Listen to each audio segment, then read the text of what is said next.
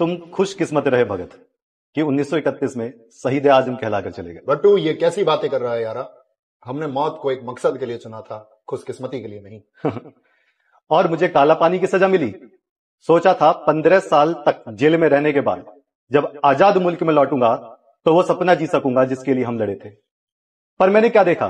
गुमनामी, बीमारी भगत। उस आजाद भारत में मुझे दवा खरीदने के पैसे नहीं थे और मुझसे क्रांतिकारी होने के प्रमाण मांगे गए। क्या?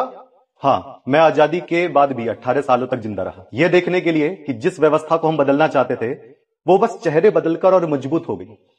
भगत यारा, मेरे साथ जो हुआ सो हुआ, पर आज के वर्तमान भारत का तो और भी बुरा हाल है यारा। हाँ यारा, हमारे प्यारे भारत, हमारे सपनों के भारत का ऐसा बुरा हाल देखकर मुझे बहुत तकलीफ होती है। बटू, हमने बहरी सल्तनत को सुनाने के लिए असेंबली में बम फेंका था। हमारा मकसद जान लेना नहीं, जान डालना था। हम चाहते थे पब्लिक सेफ्टी बिल और ट्रेड डिस्प्यूट बिल के खिलाफ मुल्क जागे। हम मजदूर और इंसान के हक की बात कर रहे थे, और आज के सत्ताधारी हमारे नाम की माला पहनकर इंसान को धर्म और जाति के नाम पर बांट रहे हैं। ये मजदूरों की नहीं, पूंजीपतियों की तिजोरी भर रहे हैं। भगत, अंग्रेजों की गुलामी से ज्यादा चुभती है अपनों की लूट। वो हमें क्रांतिकारी कहते हैं पर हमारे विचारों से डरते हैं।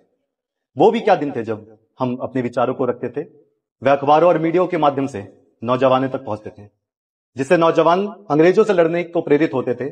पर आज के नौजवानों का क्या ही कहना, वह व्हाट्सएप यूनिवर्सिटी की बातों को सच मानते हैं और रील्स स्क्रॉल करने में अपना वक्त जाया करते हैं। वह देशभक्त नहीं बल्कि इन्फ्लुएंसर बनने में ज्यादा इंटरेस्टेड है। और जो कुछ नौजवान अपने हक, जात पात, अंधभक्ति के खिलाफ लड़ते हैं, तो आज की उनकी चुनी हुई सत्ता ही उनको सड़कों पर लाठियों से पीटती है और उन्हें देशद्रोही कहती है।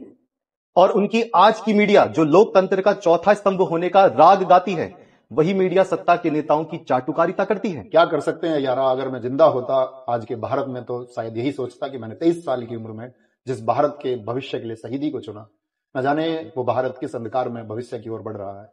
और तुमने सही कहा, ये डरते हैं हमारे विचारों से।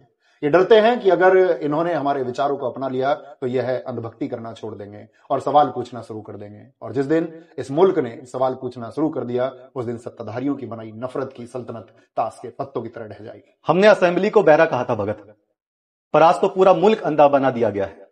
अंधभक्ति की पट्टी आंखों पर ऐसी बांधी है कि उन्हें अपने बच्चों का भविष्य भी नहीं दिख रहा। नहीं बट्टू, ये पट्टी उतरेगी। इंकलाब सिर्फ एक नारा नहीं है, वो एक जरूरत है। हमने सत्ता का बदलाव नहीं, व्यवस्था का बदलाव मांगा था। वो बदलाव अभी बाकी है भगत। हाँ, बाकी है, जब तक ये लूट, झूठ और अंधभक्ति का राज है। वैसे आज 18 नवंबर है यारा, तुम्हारा जन्मदिन। जन्मदिन मुबारक हो बट्टू यारा।